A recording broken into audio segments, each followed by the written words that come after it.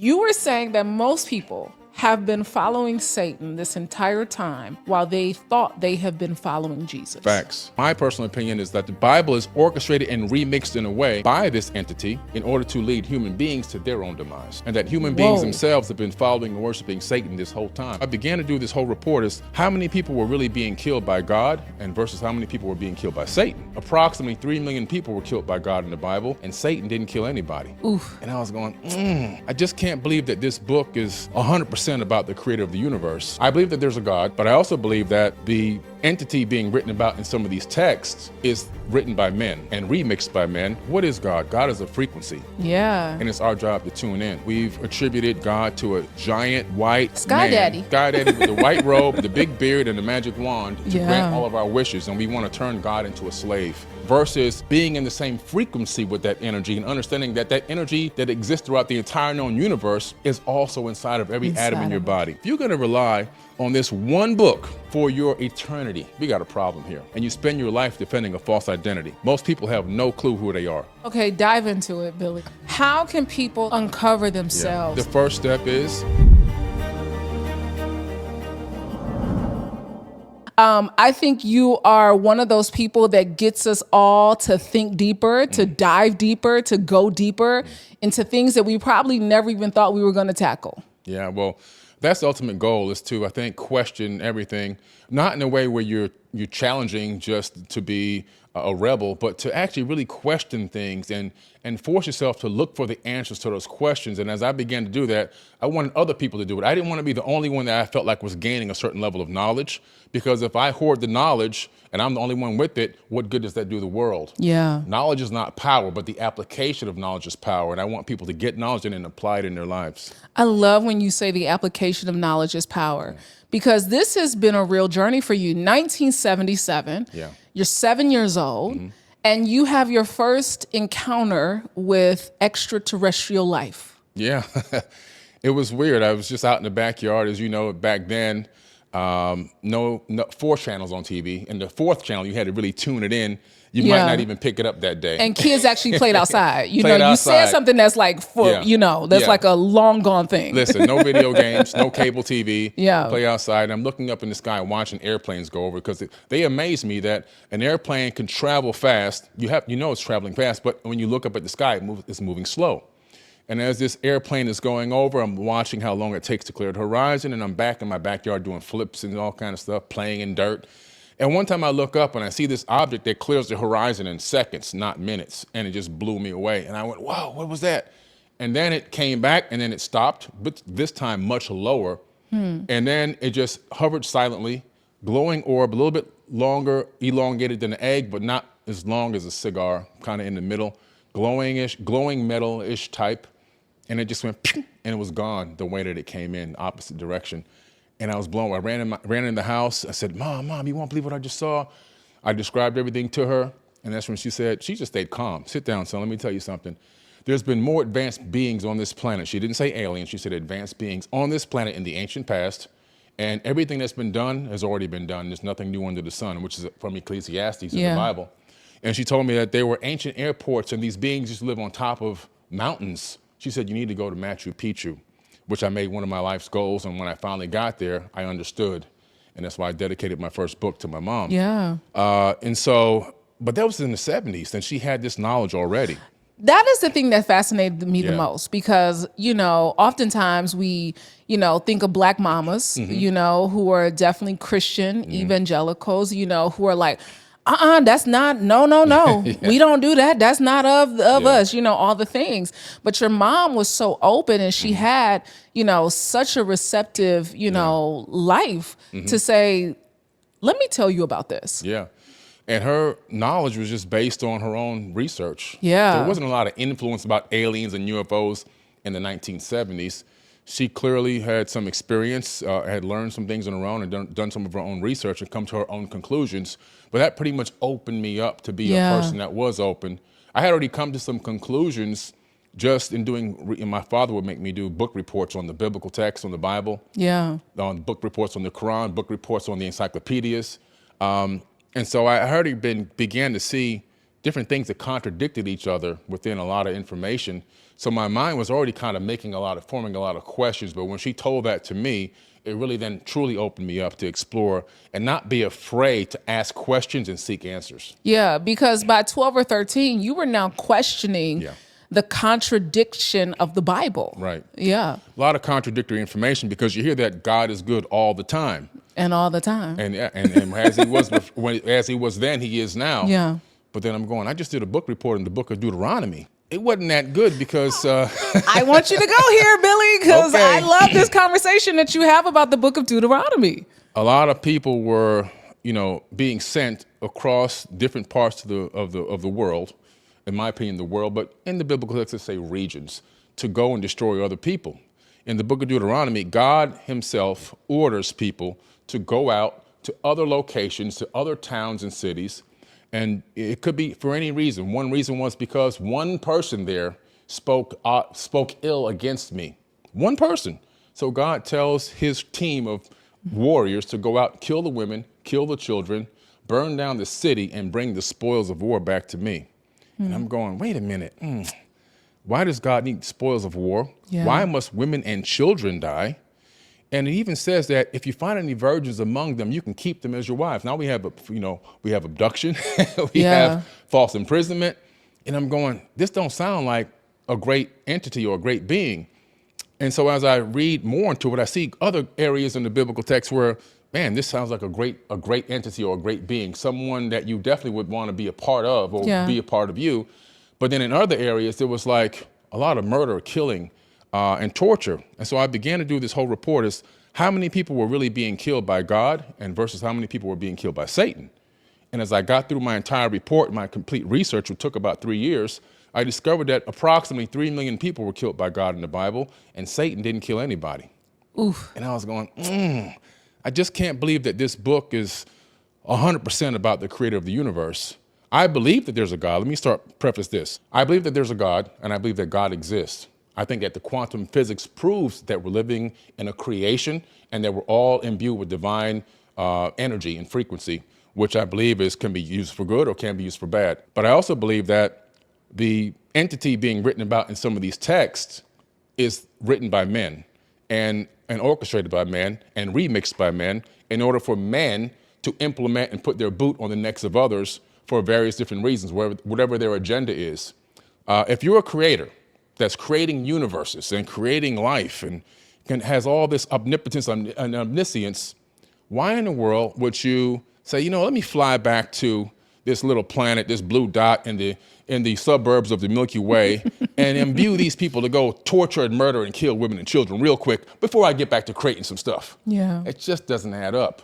So what it tells me is that a lot of the text in the Bible is manufactured by human beings.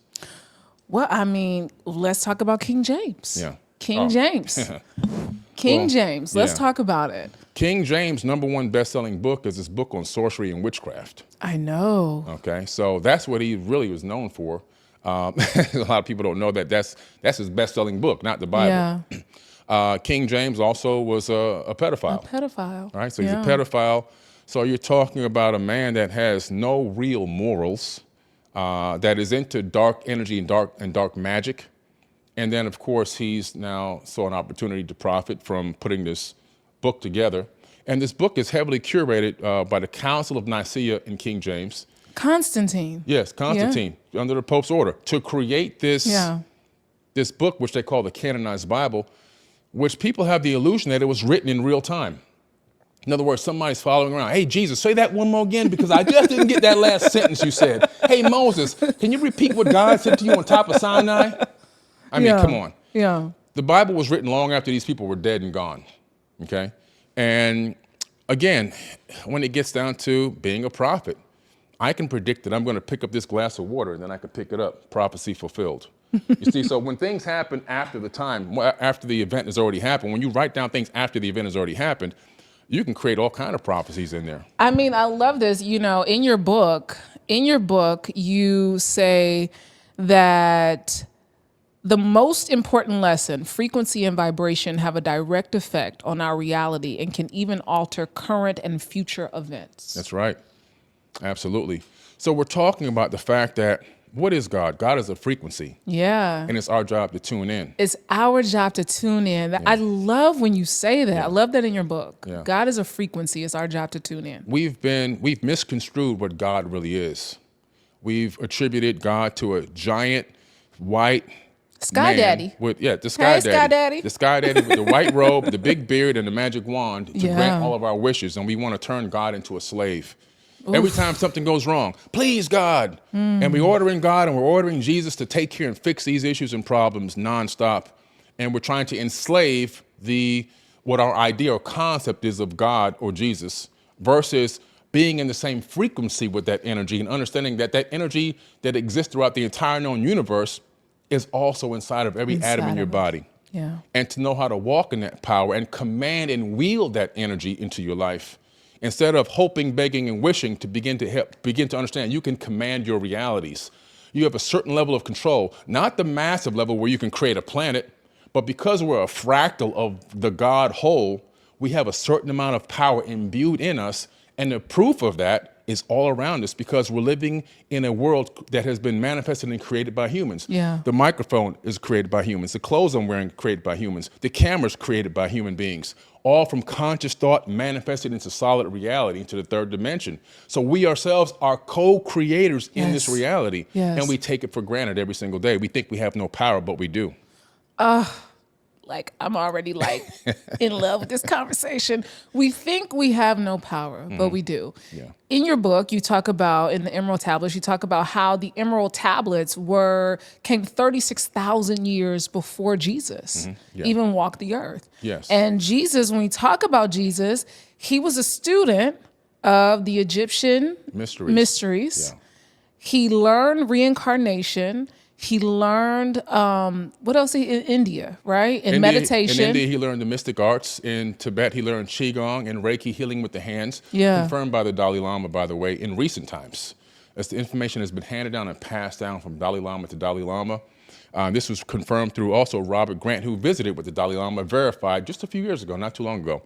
And teaching reincarnation all the way back into Egypt. The place in Egypt where he was actually a child is still there. I take people there every single year on tours because now it's like a sacred crypt in Coptic Cairo, and the bed that he slept in is still there till this very day. People travel from all around the world every single year to come see the place where he laid his head.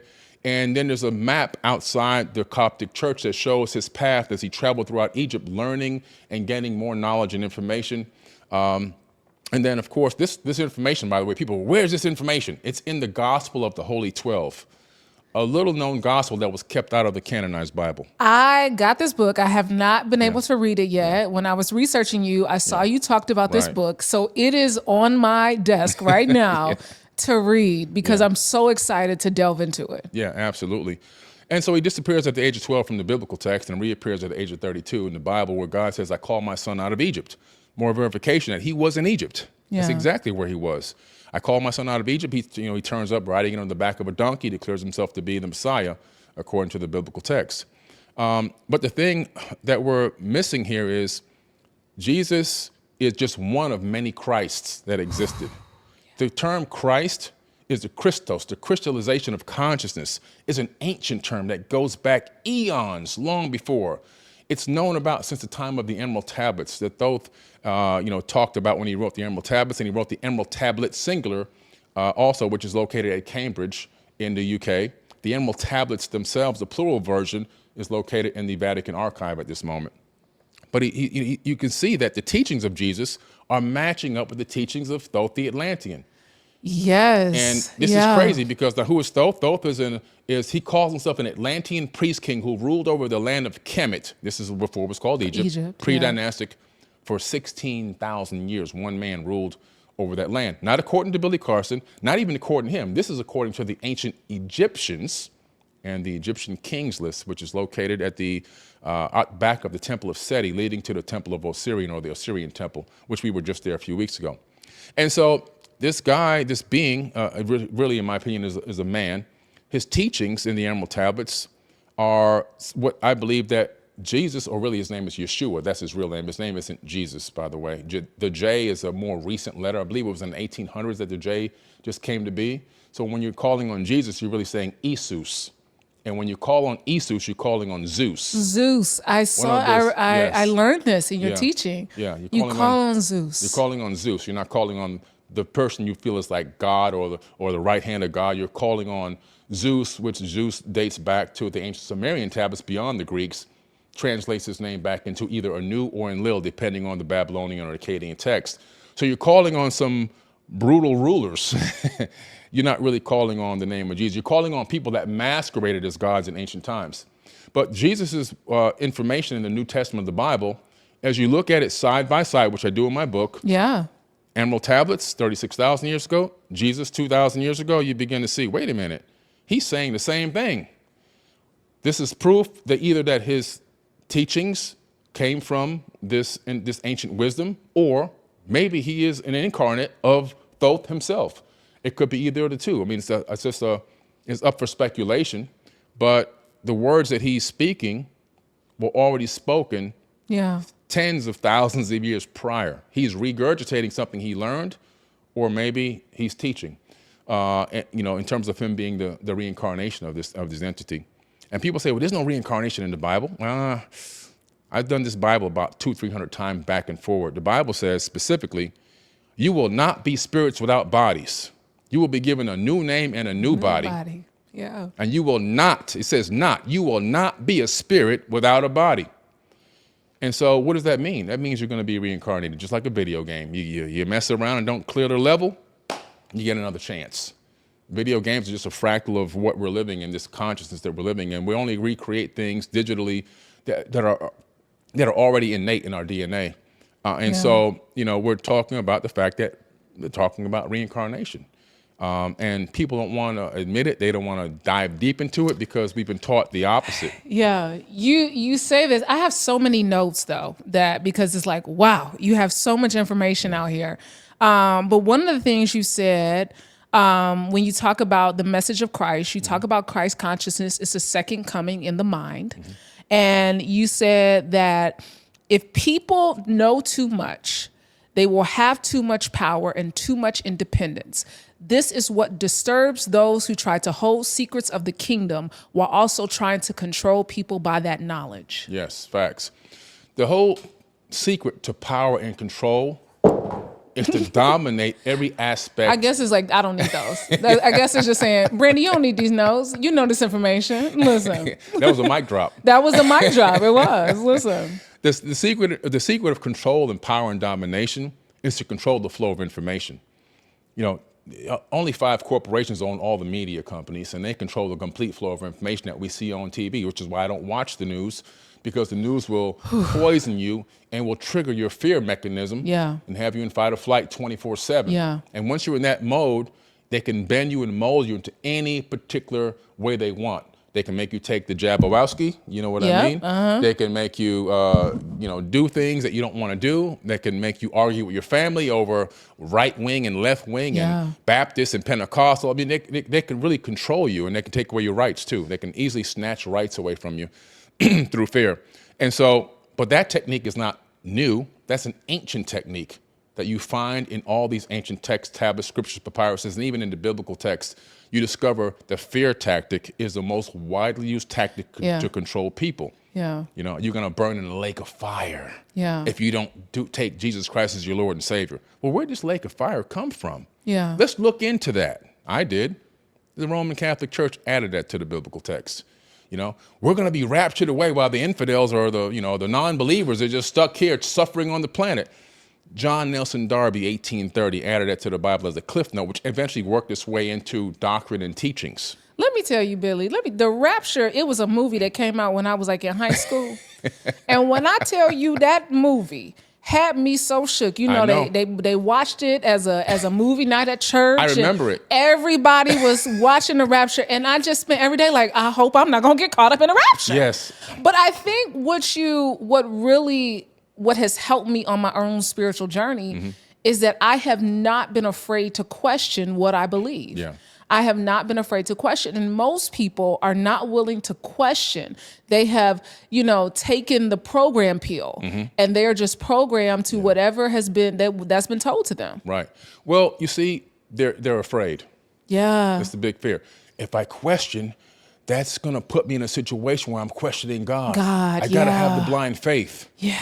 The Bible says my people die for a lack of knowledge. Yeah. I'm going to throw the Bible right back on them because there's two sides to the Bible. One side telling you to ask questions, dig deeper, get the knowledge, seek, become a seeker. And the other side of the Bible is telling you to shut up, be quiet, be a good slave. Yeah. Even in the New Testament, people are, there's no slavery in the New Testament. Yeah, there's slavery in the New Testament. The letter to Ephesians says, honor your slave master as you would honor me, talking about Jesus. Yeah. So what are we looking at here? Who's writing this stuff? Yeah. Is a all-knowing, all-loving God who has omnipotent and omniscient powers going to approve a race of people being completely enslaved? And also, is this person who's saying, I'm the master of all creation, going to give chosen people specific lands that they can rule over? Yeah. What do you mean chosen people? We're all supposed to be chosen people. We're all human beings, but there's a chosen people within the human race that has this extra benefit. It even talks about the fact that they'll be allowed to the inner gates, while the other people that aren't the chosen ones, you can get to heaven, but you can't come in the gate. I mean, come on. So this is all divide and conquer tactics. This is separation tactics. This is human beings, man, who put their pants on one leg at a time, writing information down to create their own agenda, to propagate their own agenda and put their boot in other people's necks and have this superiority complex above others. It's not the creator of the universe. I mean, if people even look to how movies, right? Certain movies, the Book of Eli, one of my favorite movies. Oh, great movie. Right? One of my favorite movies. But you see why it was so important to find the Bible. Yeah. Because if I get it, I need to be the one to have it. How else will I be able to control these people? I'm the only prophet of God now because I'm the only one with this text and I'm the one who can teach you the way it's supposed to be.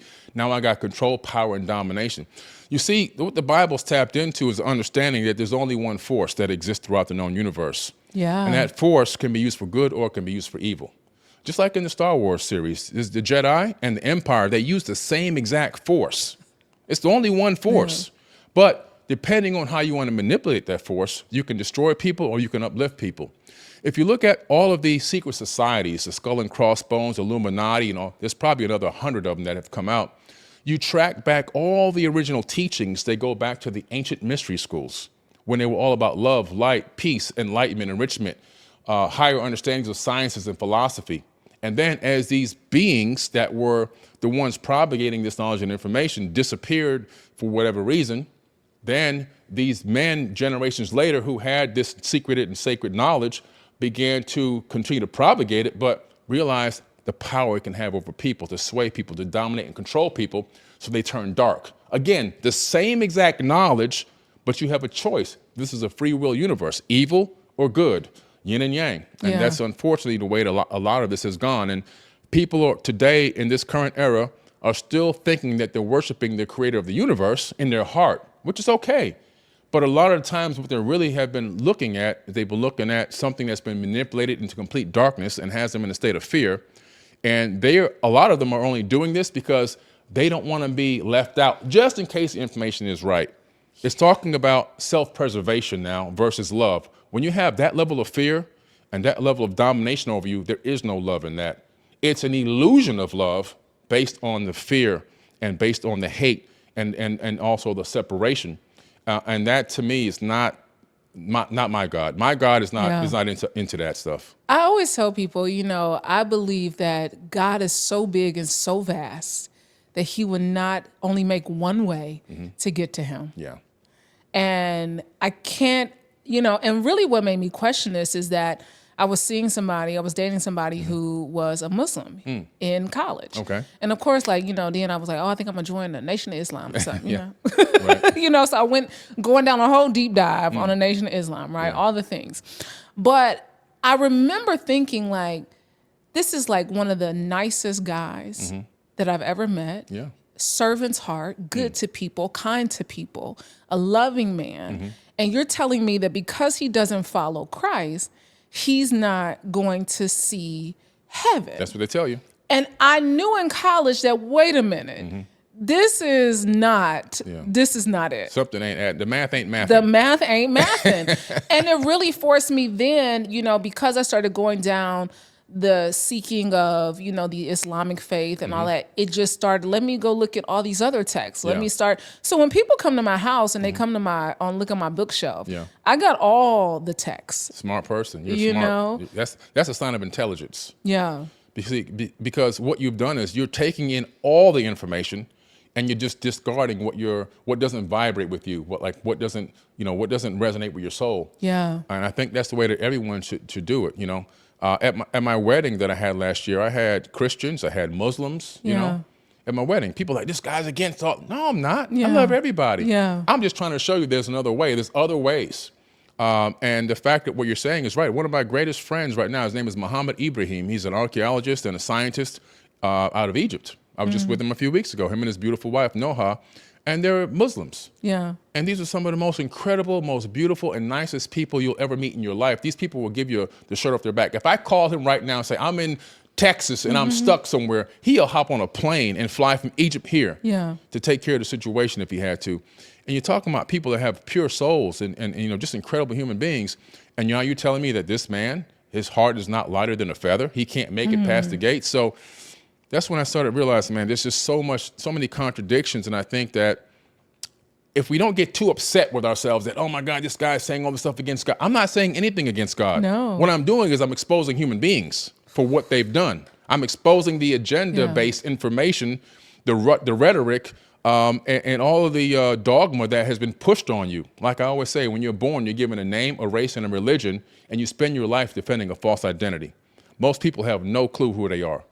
Who is Billy Carson? I had to ask myself that question. Okay, dive into it, Billy. Okay. Because how can people start to uncover themselves in this process as they walk through life and become seekers and try to attain more knowledge and wisdom? Because that's really our goal, is to attain more wisdom. Yep. And the first step is facing your fears. False evidence appearing real. Yeah. Everything they told you that has got you so afraid to ask questions and look deeper, it's false evidence appearing real. Get past your fears, because on the other side of fear is greatness. And once you get past that initial fear, oh my God, I'm questioning. No, you're not questioning anything. You are doing what you're supposed to do. You're looking deeper. If you're going to rely on this one book for your eternity. Oh, come on. One book. One. This is your eternity. One. And I can ask you 10 questions and you can't answer maybe but one.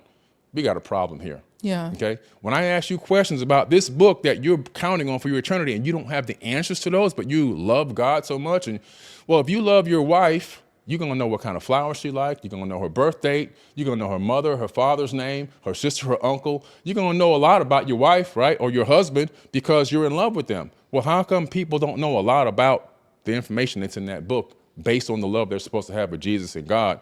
They only know mostly a few verses that they've been given for decades by the pastor, and that's usually about it, very surface information. So when you dig a little bit deeper, you begin to realize that there's a much grander and much bigger story, and to understand who you truly are, you have to face those fears, and you have to begin to ask questions, right? So why is God in one part of the book killing people, and in the other part he's supposed to be all love and all? Let me look a little deeper into this. This is always the thing that always kind of gets me to jump a little bit. My God is a vengeful God, right? My God is a jealous God, right? We've given God humanistic characteristics, right? We've given it human characteristics.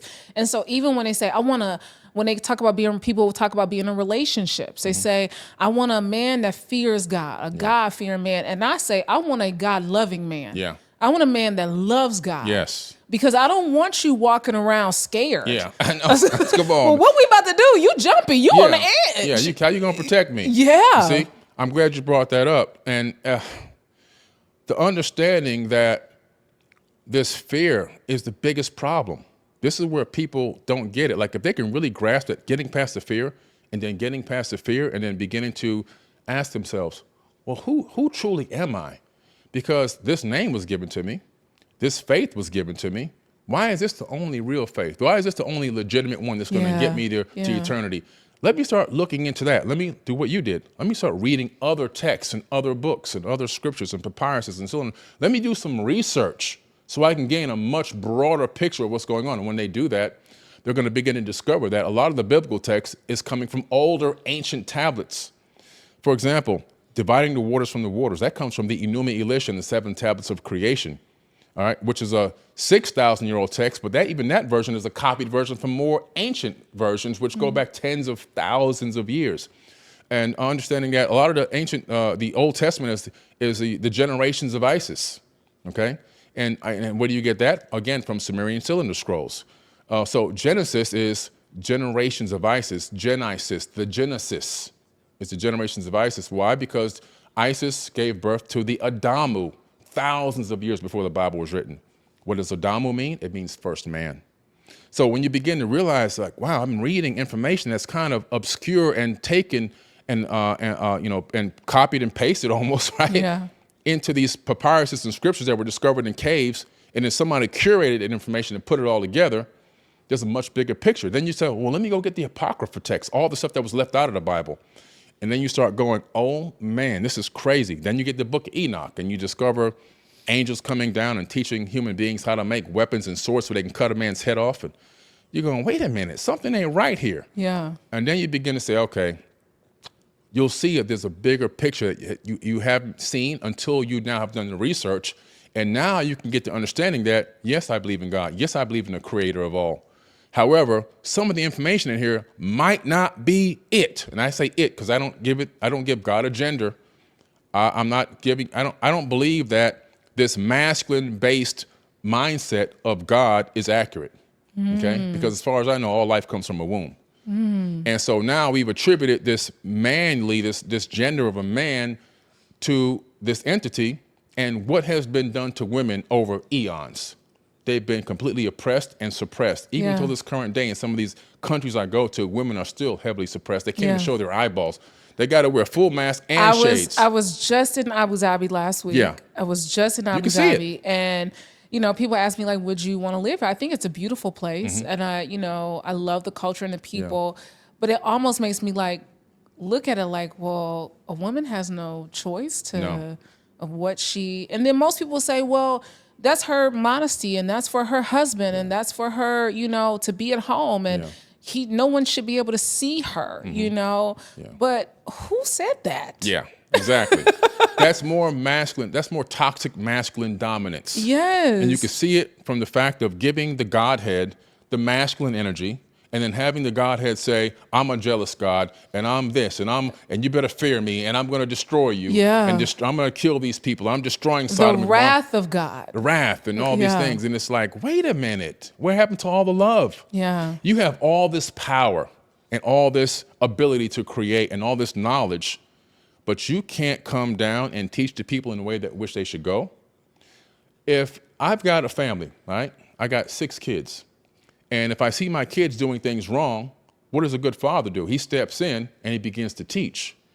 I don't step in and start smacking and kicking and punching and throwing down and casting out and all that. Get out of my house. Plagues. Right. Some people do that, but that's a toxic environment. That's not real parenting. Real parenting is showing love, understanding, and teaching. Yeah. So if I'm able to do that in this flesh, in this lower dimension, a being from a higher dimension with all-knowing power that can create this dimension and many others, can't seem to step in and actually correct things before they go awry, knowing that this person supposedly has knowledge of the beginning and the end. Yeah. And that leads me into one more thing before you ask me the next question. The devil is, according to the book, the Bible, Satan is all-powerful. Lucifer is all-powerful, almost all-knowing. He can whisper into the ears of millions of people. He has this, he's not even an angel, he's a cherubim, which is above the angels. Everywhere he went, music followed him, right? And so now, this entity, to be that smart and that intelligent, his IQ has to be in the thousands. Forget hundreds. The average human IQ is 75. Einstein was only 140. This being's IQ has got to be in the thousands, maybe even the tens of thousands. And so you got to tell me that this entity with all this wisdom and all this knowledge and this high IQ, high intelligence, that has all these powers, is going to follow every word in this book written by human beings, a lower person, a lower entity than he even feels he is, written by human beings to its own demise. Yeah. He's going to follow this word for word to his own demise and for all eternity. I seriously doubt that. My personal opinion is that the people who wrote the non-Hammadi scripts are accurate, that the Bible is orchestrated and remixed in a way by this entity in order to lead human beings to their own demise. And that human beings themselves have been following and worshiping Satan this whole time by calling on Jesus and calling on God, which is really Enlil, Yahweh from the ancient Sumerian tablets, not really truly understanding the real God connection. Billy, slow down. Slow down. Slow down. It was a power punch you just gave in literally 15 seconds. Yeah. Okay, go back. Yeah. Rewind the track. Okay. You were saying that most people have been following Satan this entire time while they thought they have been following Jesus. Facts. Tower of Babel incident. Thousands of years before the Bible was written, it was Enlil, also known as Yahweh in the modern Bible. Satan, the Lord of Eden, E-D-I-N, coming out of Mesopotamia, also Enlil from the Sumerian tablets, known in the Bible as Yahweh, who shows up to find out what happened here in the garden. How come you got your clothes on now? You see, all these stories go back to ancient times, and you find out the real truth, and you begin to realize that I haven't really been worshiping the God that I thought I was worshiping, because that God does exist. I'm going to keep saying that God does exist. The blueprint or the fingerprint has been laid throughout all creation. All creation. Via the Fibonacci sequence, right? Via pi and phi, mathematics. The language of God is mathematics, because you can communicate with any entity in the known universe with mathematics. That's the language of God. Mathematics can describe and give you a breakdown and communicate with anything that actually exists. Yeah. And so that's the language of God. That's why numerology is so accurate. Yes. Because absolutely. Numbers do not lie. Numbers don't lie. Yeah. Numbers do not lie. And so, but what is going on here? So we realize, okay, that God itself is the creator of all, and most likely is even higher and outside of the dimensions that exist in the known universe. And can enter in here, but also can leave out of here. So God does exist, in my personal opinion, just based on actual science. People think science and Christianity, spirituality go separate. I think that science and spirituality join together and answer a lot of questions. Absolutely. Especially quantum physics. Absolutely. The quantum physics is explaining what's happening in the spiritual realm. But when you separate the two, you can't see that. But when you bring them together, you go, oh my goodness, this is a bigger picture here. Now I'm understanding how, when I focus my conscious thoughts on something, how it becomes a manifest into reality. But you can see that through quantum physics and quantum mechanics. I mean, it's Dr. Joe Dispenza is Yes. what he talks about in the supernatural. Yes. It's how we heal ourselves, right? Right. It's us putting the energy, and that frequency that you talk about. One of the things that you've talked heavily about is the story of creation. I'm going to go back to Genesis. Yeah. The story of creation. How can just two people have created 8 billion people? Something would have happened scientifically. There would have been some sort of deformity, some sort of breakdown in DNA because these people were so closely related. So I want you to talk about the creation story. Yeah, the math ain't mathing again. Okay, if I take two people, like you researched me very well. If I take two people, I don't have enough genetic diversity to create an 8 billion civilization on planet Earth, which is what we have right now, about 8 billion people. 8 billion are not coming out of two.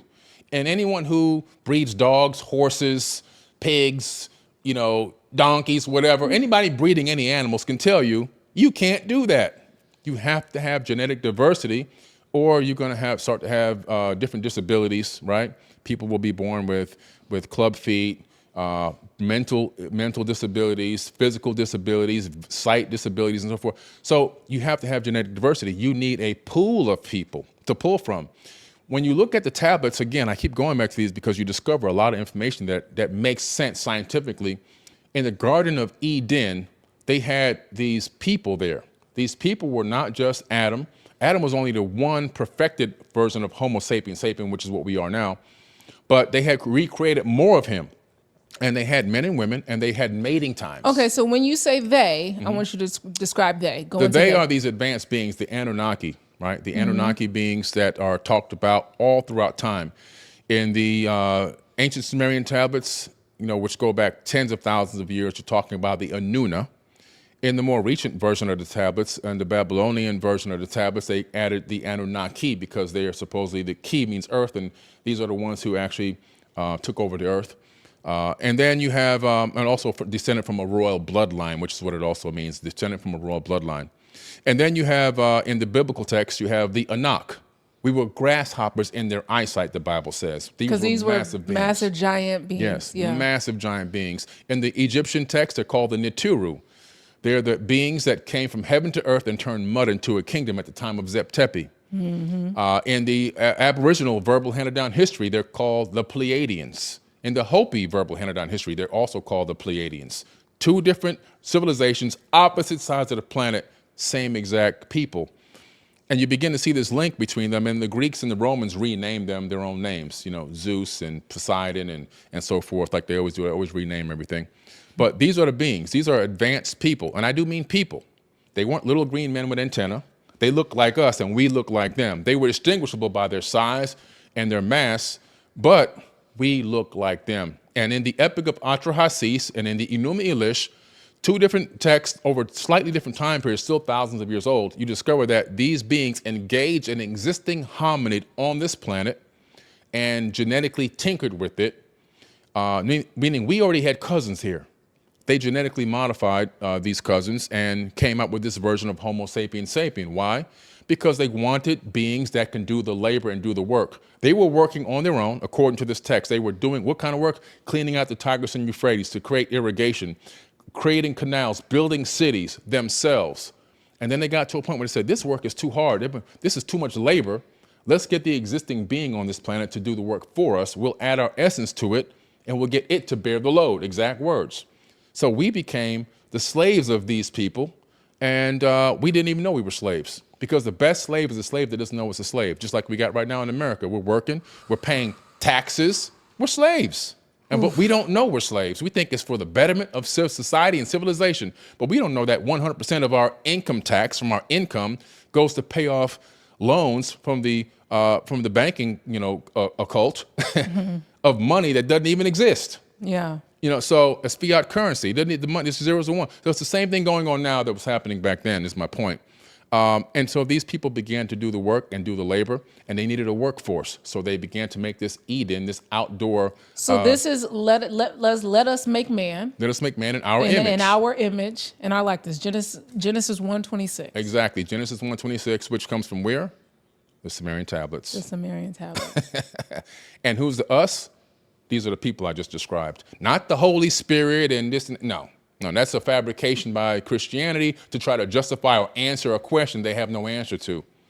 The truth is, it's these people that were here. Anunnaki. The Anunnaki, men and women, both in the Anunnaki pantheon. The original pantheon wasn't Greek. The pantheon goes back to the Sumerians, coming out of Mesopotamia, which is Turkey, Iraq, and that whole region, leading all the way down into Egypt. So that's what happened. And so these people created us to become the workers. And we worship them because they had advanced technology from our eyesight. In other words, any less advanced culture, if they meet or are engaged by a more highly advanced culture spontaneously, they will instantaneously deify them. It will happen even today in the 21st century, right now, today. Yeah. Let some people show up here, and you're going to see people drop to their knees. Jesus is back. Immediately, without question, right? I mean, they're going to start crying and weeping and everything else. And it's just a guy, it's just a people on vacation from another planet. Ooh. And like we talked about earlier before we started this, I think, this big waiting for this return is not what people think. It's the return of the Christ consciousness. It's return of that knowledge or that level of love and understanding, of empathy and service to others that returns in the minds of the people. Yeah. And right now, it's only in a small number of people around this planet. A lot of people think they got the Christ consciousness, but that's an illusion. They don't have it yet. Why do you say that? Well, they're following and listening to the dogma, and they don't even understand what Christ consciousness is because they're waiting for it to get here. In other words, they're waiting for this man, this physical being, to return and give out new orders. Yeah. The trumpet has to sound. Right. Yeah. We're not living in the end times. No. I hate to break this down to people. No. We're not even close to it. This is the best time to be alive. You said this is the golden era. We're getting close to the golden age. Yeah. We're getting close to a golden age. The golden age is, and when I say close in geological time scales, it's less than a blink of an eye away, but it's still, for a human being that only lives to 85, it may seem like a long time to think, oh, a couple more thousand, 3 more, 4 more thousand years, but that's a very short period of time. But what's happening is, you look at history. Anyone who studies real history understands that the bubonic plague almost wiped out humanity. The Black Plague almost wiped out humanity. We can go outside right now. We don't see dead bodies laying in the street rotting. Yeah. What about the papal inquisitions, where the popes, under the Pope's order, Rome went and tortured and killed and murdered over 80 million people. 80 million people aren't dying right now. And what about the American Holocaust that never gets talked about, where the Europeans came here and slaughtered and killed and tortured over 111 million indigenous natives, people, some of which were actually black people, because black people were already here. Yeah. So it's like, man, these holocausts and these genocides have been going on for a very long time. And I can go outside right now. I don't see dead bodies laying in the street. Now, are there wars and skirmishes going on in different parts of the world? Yes. But overall, this is actually the best time to be alive. We're actually living in a perfect time, a time where we're living in the information age, and right now, ignorance is actually your own excuse. If you want to have knowledge, if you want to gain knowledge, if you want to gain wisdom and understanding, it's all available to you. People are walking around with supercomputers in their pockets now. Information travels instantaneously, just as the Hopi said would happen. They predicted this a long time ago, that in the future, they said, information will be connected on a web, a World Wide Web, and it will travel to and fro instantaneously. We're in that era. We lived to see that prophecy coming fulfilled. And we're in a time now where we can gain better understanding now more than any time else in history. And we have a lot of cures. Even though we have a lot of stuff that Big Pharma's doing, we still have a lot of cures. I should have been dead from pneumonia 3.5, 4 weeks ago. But I'm alive right now. Why? Because our medical prowess has developed, and we can treat things like this, which normally would have killed people back then. Just 100 years ago, I would have died. Not even 100, maybe 50 years ago, I would have been dead already. So we have to understand, like, we are advancing at an incredibly fast rate. We have technologies. It's the information age. And we have to understand that, man, we did this in 100 years. Now imagine a civilization that is 1 million years ahead of us. In 100 years, we went from a horse, buggy, and carriage to putting remote control cars on Mars. Yeah. We have rovers on Mars. We have the Voyager 1 has left and gone into interstellar space. It's left our solar system completely. And imagine a civilization now, these Anunnaki people, who could be 500,000, even 1 million years ahead of us. What it looks like they're capable of doing. You see Elon Musk has a new brain device, right? Yeah. Oh my God, I have to pick up my notes because hold on. Because you say something. You talk about this in your book, page 5758, the 2045 initiative, the Avatar Project milestones. Yeah. The challenge for the immediate future is to prepare humanity for its greatest intellectual attainment of higher consciousness transition in history. Yes. So the 2045 project is something that's been under development for quite some time. And in America, we have something that DARPA has developed called the Avatar Project. And what are these projects? Which we're living in right now. They're here. It's here. They're here. These projects are, again, what's talked about in the ancient tablets and in the animal tablets, for example. Thoth talks about having the capability of going to a place he calls the Halls of Amenti, which I just took people there a few weeks ago in Egypt, where these underground chambers exist. I'm going on your tour. You just have to know go. This. I'm going. Tour. I'm it's going. mind-blowing. Yeah. In these underground chambers, there are these magnificent 800-ton stone, diorite, and crystal granite boxes that are completely empty. They're super megalithic, and they can't be taken down into this location. They have to be manifested there by teleportation or some other method that we don't understand yet. But he said he would put bodies in them, bodies that he would create, by the way, and he would transfer his consciousness from one body to the next and walk amongst men but unlike a man. Okay, that's ancient text talking about incarnating at will into avatars. Now, fast forward, DARPA and the 2045 project. 2045 project says, let's transfer a monkey's consciousness into a computer, and they successfully do this. Yeah. The monkey's in a computer, body's dead, it thinks it's alive, it's climbing trees, eating bananas, completely unaware that it's moved from one dimension to another, It went from 3D into 2D because computers are 2D. It's living on a computer chip now. And then by 15 or 16, their goal was to transfer human consciousness into a robot. Into a robot. All right, which they've already been able to do. Yeah. And proof of that is the Avatar project in America with DARPA. They've been able to connect a symbiotic conscious link from a soldier in a bunker to a field robot. So the soldier can consciously control the robot, and the only thing that happens if the robot's blown up is the link is broken, but the soldier stays alive. But from the soldier's perspective, it's on the battleground. So you see that we're duplicating what already happened in the ancient past. Most likely they read that text, and they're just duplicating technologies that already existed. And what is the future program, 2045? To be able to do something they can do already now today. I can take a skin cell from you. I can then culture that skin cell, turn it into a stem cell. I can culture that, turn it into a group of stem cells, and then I can put it into an artificial womb and create a synthetic embryo of you. Yeah. I can grow that embryo to any age specified, then transfer your mind into the new embryo, into the new person that's really yourself. And so it sounds like science fiction, but when you look it up and look up peer-reviewed science, it's real. And just for anybody who's listening to this and is like, oh, I don't believe this, this is a bunch of malarkey or whatever. What I love about your book is that this is such a research guide. Yeah. Because as soon as you say it, you drop the link. Yes. As soon as you put it, you got the research note to go right there. You can go look it up. Right. You can go find it on the World Wide Web, and you can look it up for yourself. Yeah. And I'm taking you to real science and real mainstream sites. When mainstream is telling you this, you got to pay attention because they try to hide everything. Absolutely. So why would they even be telling us this? But just look up synthetic embryos. You see they've been growing synthetic embryos now for about 5 years. They're taking them from stem cells, from a person, skin cell to stem cell to synthetic embryo, and then they claim they've been aborting them. Okay, that's what they've claiming, that they've been aborting them, not letting them grow and develop into full-grown people. But that's what they're going to tell us, of course. But the fact of the matter is, we're doing what's already been done in ancient times. Thoth talks about doing this 36,000 years ago, transferring his mind into new bodies, walking amongst men, rejuvenating other avatar bodies, and for 100 years at a time, he'd go back, jump into another body, which is why he's been seen all over the planet. In Australia, he's known as Thothamabi. In Greece and Rome, he's known as Mercury and Odin. In Egypt, he's known as Thoth. In the other parts of Africa, he's known as Tahuti and Jehuti. In Mesoamerica, which is now Mexico mostly, he's known as Tahuti also, but that's why you have the city of Teotihuacan, which means the city of Tahuti, who comes out of Africa. So he left Africa, went to Mexico. Then all throughout the area, he's Kukulkan, he's Viracocha, he might even be Lord Pakal. Quetzalcoatl is also Thoth from there. So all over the world, this guy can be discovered. To the Hopi tribe, he came down on a fiery dragon.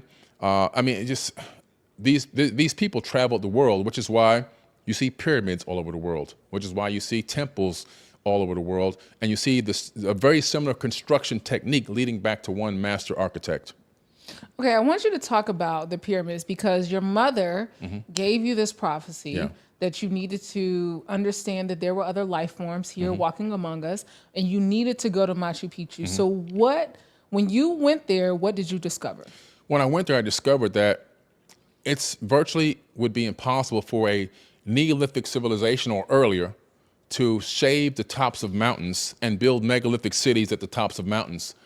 When I looked at some of the stones, which could weigh as much as 1,000 to 1,200 tons. When I read this in your book, I was like, wow. Yeah, being taken from supposedly even just under 100 miles away from the top of another mountain where the quarry is located. So you took a stone out of a mountain and brought it down into the valley and took it up another mountain? Hundreds of miles. Yeah. In many cases, hundreds of miles. Yes. Come on. Neolithic people didn't. Neolithic people were just, happy to make a nice fire and stay safe for the night from wild animals. I've studied Neolithic people, right? Neolithic homes, when you study them, they don't even have doors on their homes. They would put this ladder that they would climb up to go over the roof to climb inside the house, and then pull the ladder up so that wild animals couldn't get to them. No doors, no windows. Only little holes in the wall that led to outside for a little bit of ventilation.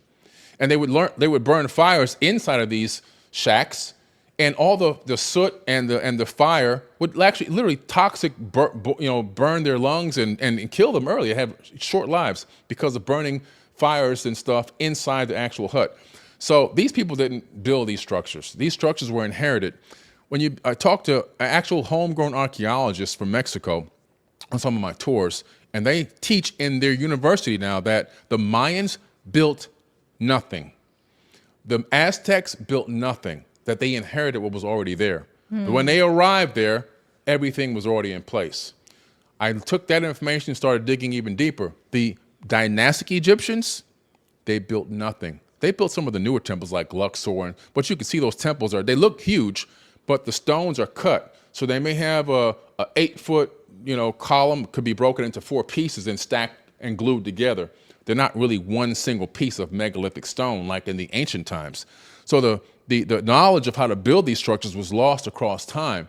And the further back you go in time, the more megalithic and the more you see single stones cut into these masterpieces versus in more modern, the dynastic era, you see multiple stones cut up and chopped up and then put together like glue. Okay, wait. So when you see movies like The Prince of Egypt, right? We've all grown up with the Disney versions of Prince of Egypt, and you got the slaves building these. Oh, yeah, the slaves. The slaves building. It's the Israelites built the pyramids. I mean, come on. Okay. No slaves built the pyramid. The pyramid was not built by slaves. Now, when you go back and realize how old the pyramid really is, then you discover the truth about that. People who watch these documentaries and these TV shows and these movies, they get a false understanding of how old, and of course in Christianity, the earth is only 6,000 years old. Well, why is that? Because the tablets are mostly only 6,000 years old. So that's as far back as the knowledge actually goes, according to their poor information. There's a much more vast, broader level of information there, but you have to dig deep for it. So when you go to the pyramids on Giza, you start to see fossils, ocean fossils. There's a video of me online standing out there in the Sahara Desert by magnificent Basilosaurus bones that are like 30 feet long. These are whales, ancient whales.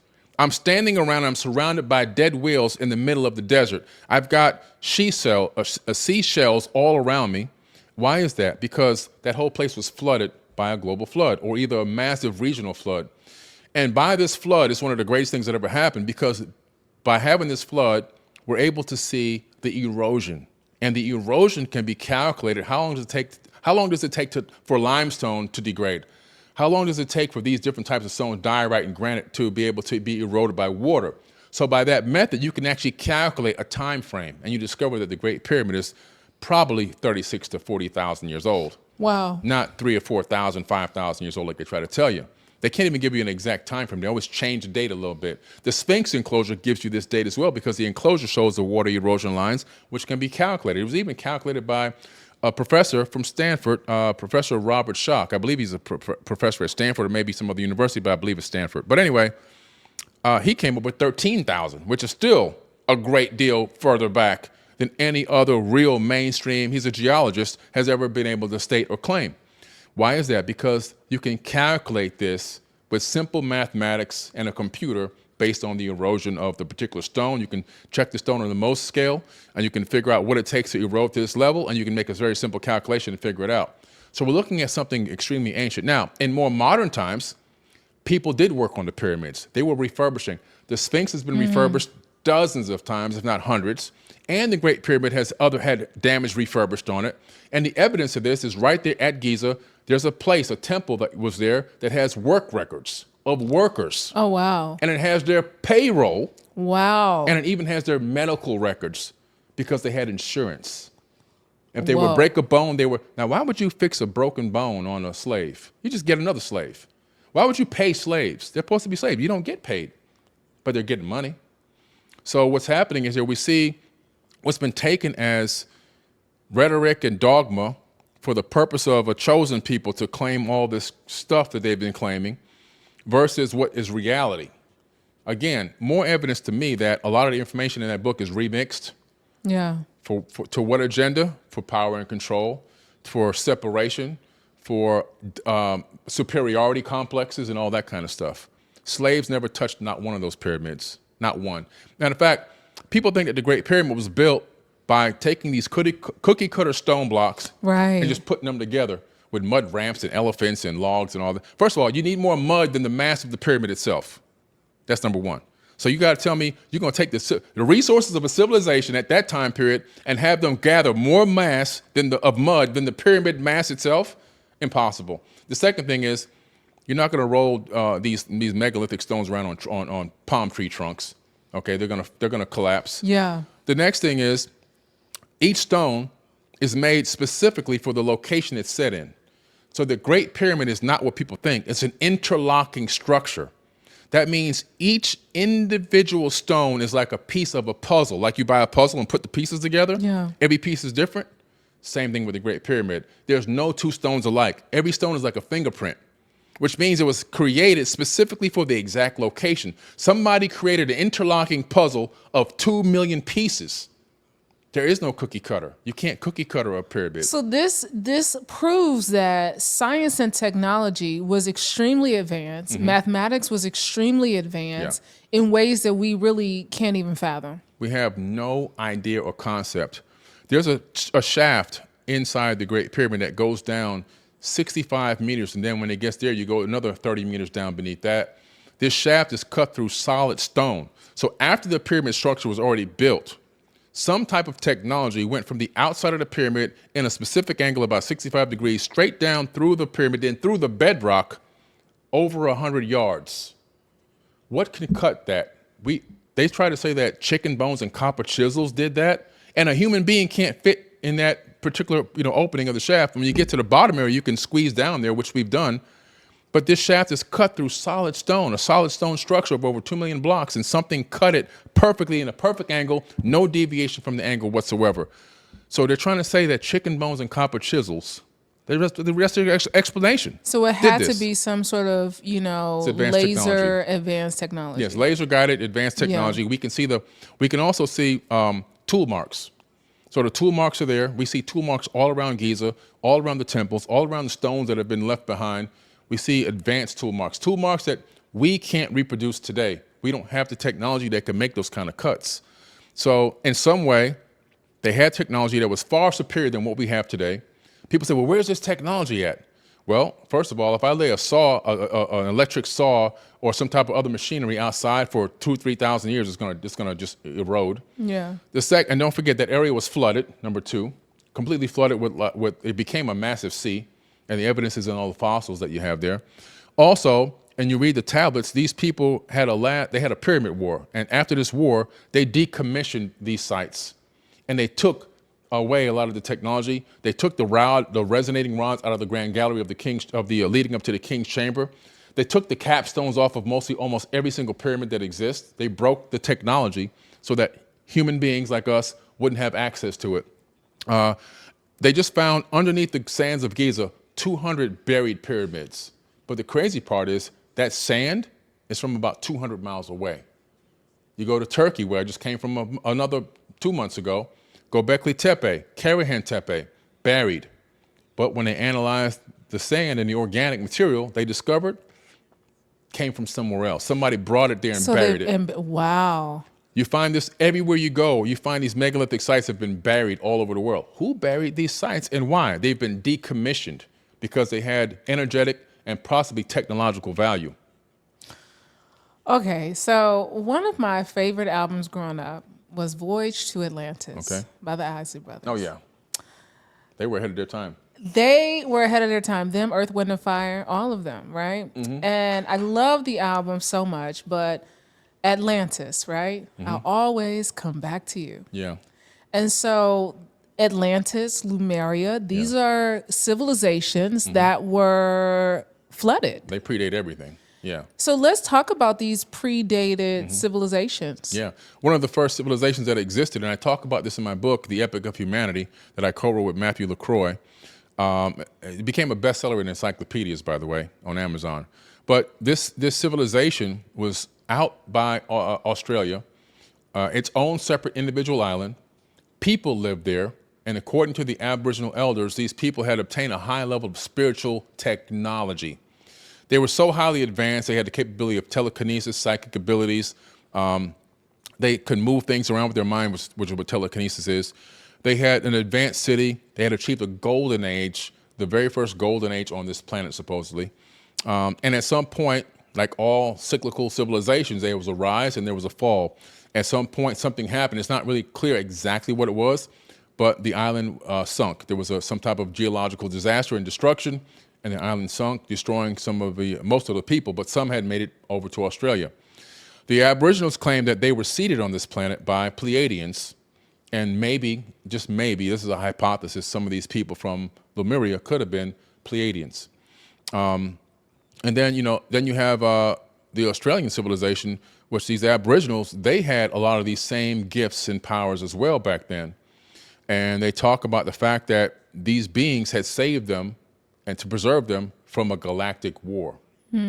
So it's crazy because, you say, what war was this? And you find it ties to the Pleiadian star system. It's talked about the Hopi. The Hopi talk about this. The Lakota tribe in the Americas talk about this. The Aboriginals talk about this. The Egyptians talk about this. The Sumerians talk about this. So it's not just one isolated incident. And then people fled and became space refugees. Some came to this planet and created Atlantis. So Atlantis came supposedly after even Lemuria. And the Atlantean civilization is the civilization that built these incredible megalithic super ancient structures all over the world and created these multifunctional stone machines, which is what they really did, and developed civilizations of the populations of people to a high level and achieved this almost like a global golden age at one point in the ancient past. And then there was some more, deception and frustration and jealousy and angst and everything else kind of set in. And it was this beginning of a new collapse of that civilization where they went to war. And this war destroyed Atlantis. Now, Atlantis wasn't just a ring city. The ring city was just one capital of dozens that existed. Every single person on earth is standing on top of Atlantis right now. Atlantis was here in Georgia. Atlantis was in Florida. Atlantis was in Texas, California. Atlantis was in Europe. It was everywhere.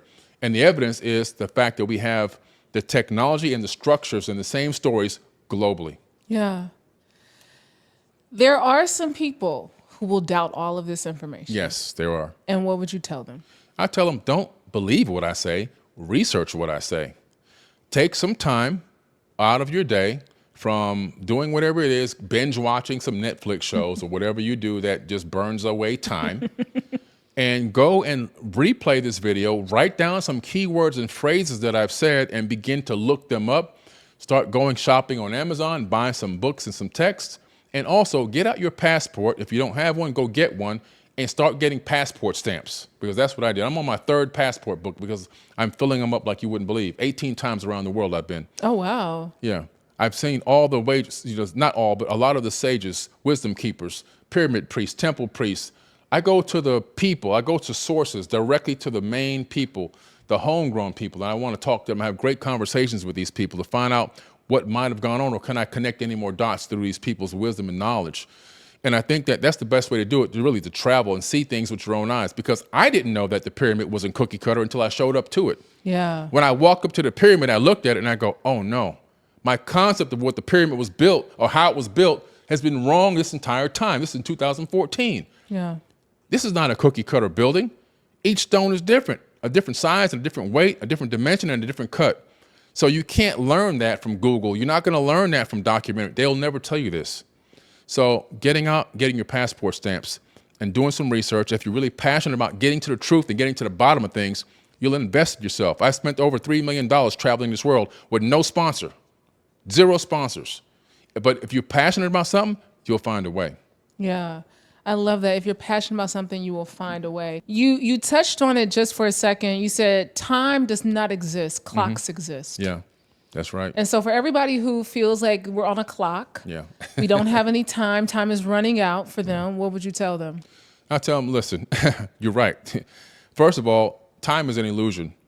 You have to understand how you prioritize and organize your day. We have a lot of wasted time in our day. Everyone does, whether they want to admit it or not. No, I'm too busy. I got this. Nah, you got more time. You have more time. And we just don't realize that we have more time until we're forced into realizing that we have more time, right? Like, for example, I had a near-death experience, and that was only about a month ago, because my body was going into septic shock in the hospital. And I realized I had more time. I had more time to enjoy things and smell the roses and to experience things and love my family even stronger and better, love my wife even better, do more things spend more time with my kid, Most of my kids are adults, but I have one that's only 12 right now. So spend more time with them. But I thought I didn't have enough time. That was all I was doing those things, but at the higher level, I had even gotten a higher level than what I was before because I realized, I do have the time. See, we can make time for the things that we're passionate about. And I think that people have this concept that there's not enough hours in a day and I'm already too busy. When you really analyze it, and you really come down to it, you can always find more time.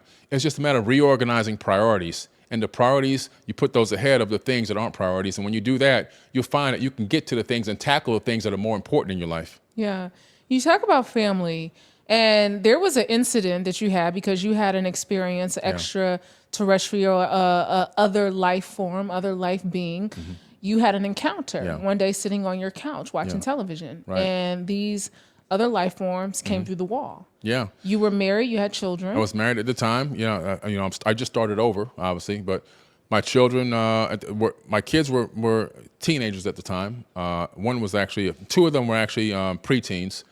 But yeah, I was working on this huge project called Fort Terra Nova, another project you can look up. It was on the History Channel. I built an underground city in northwest Georgia, and not too far from here, actually, in case of a disaster. It's about the size of 3 Walmarts. And I'm bringing that up because I was working on this project at the time, and I think somehow that might be linked to this visitation. Oh, maybe. Yeah. And the reason why I built this project was in case of a geological or global disaster that I predict may happen sometime in the future due to, not war, but geology. And so maybe that has something to do with it. I'm not sure, but it happened during that time period. It's around 2010 is when the project started. It didn't complete itself until 2013, but then 2010, after a hard day's work on this project, I'm sitting in my house, I'm just watching ESPN, getting some sports updates around 9 p.m. I usually don't go to bed till like around 11, 12-ish, at that time.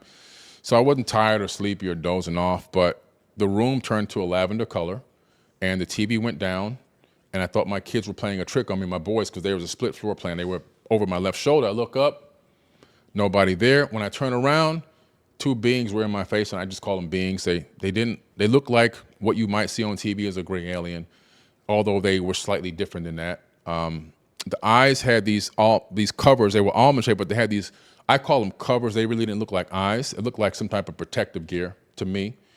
Slit for the nose, slits for the mouth, slits for ears, little dangly hands.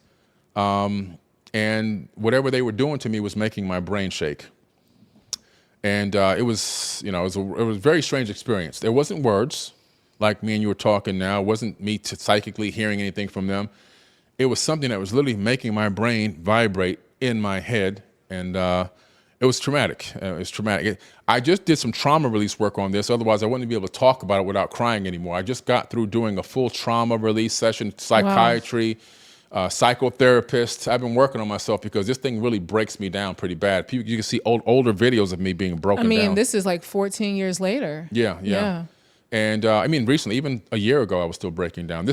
My treatment on this just started happening. So I'm getting a little better. Like I feel it inside, but I'm controlling it a little bit. But, and it was a very scary experience. I was screaming, but no sound was coming out. So nobody in the house could hear me. My wife at the time was in the house. My daughters were in the house. Everybody was there. Nobody could hear anything. Nobody heard anything, they said. And then they turned around and they just kind of dangled away. They didn't walk like a normal person. They kind of almost like bounced. Very strange experience. They went. And you said they went through the wall. They went through the wall. Yeah. When that first happened, I thought maybe that could be a dream. Maybe it could be a weird experience that I had. But after this happened, I started studying science. That's when I got into quantum physics. And I began to realize that solid matter is an illusion, that if you can match the atomic frequency of any object, you can pass right through it. If I can match the atomic frequency of this microphone, I can pass my fingers right through it. This is real peer-reviewed science. So they must have had some type of technology. It wasn't magic. And after that happened, this phrase kept burning in my mind: worldwide telescope, over and over again, thousands of times. So I finally went to my computer and I went to excite.com, which is the competition for Google back then. Google wasn't the big name yet. No, yeah. Yeah, you had them and a few others. But I went and I typed in worldwide telescope, and the first search result was worldwidetelescope.org, and I almost fell out of my chair. This site, at the time, you had to download the software and install it for free. It was because it was paid for by our tax dollars and a sponsor. And so I downloaded and installed it. Today you can still do it, but you don't have to download it if you don't want to, because now we have HTML5. worldwidetelescope.org. When I logged in, it showed me a panorama of all these different star systems and planets and moons. And it showed me places that we have explored in the universe so far, in our solar system so far. And one of them was Mars. So I said, wow, okay. Mars, click on Mars. Then it had panoramas of Mars, Opportunity Rover, Spirit Rover, so forth. So I said, okay, let me go into Opportunity Rover. I click on Opportunity Rover. I get into that panorama. Now you're from the perspective of what they call the mast cam. You can zoom in, zoom out, pan left and right. It's like you're actually operating a rover, but it's all from stitched together images that had already been copied and recorded through the rover. It's really amazing. You can see almost 3 miles ahead. And I started seeing these things on the desert of Mars that looked like blocks from Peru, that looked like remnants of ancient temples, that looked like other pieces of technology or broken statues. And I'm going, what is going on here? So I go back, I re-verify, I research the site, research the content. This is legitimately coming from, Caltech, NASA, European Space Agency. This is all official data. So now I verify this, I go back in again, and I'm seeing things, and I'm linking these remnant or broken down structures to Earth, what I could see on Earth, what I've seen. And I'm going, this is connecting two civilizations, one on Earth, one on the moon. The same construction technique, got to be the same architect. That led me into ancient texts, because I'm trying to find out more about these ancient civilizations. I was already researching it, but not at the level that I was going to. Yeah. It took me down a whole other rabbit hole, and I made a connection in the Epic of Atrahasis and the Enuma Elish, where these beings were working on Mars and on Earth, according to the text, not according to me, and they were building a concurrent civilization, one here and one there at the same time. And the workers were called Igigi, I-G-I-G-I. And these Igigi people were Anunnaki, but they were the working class.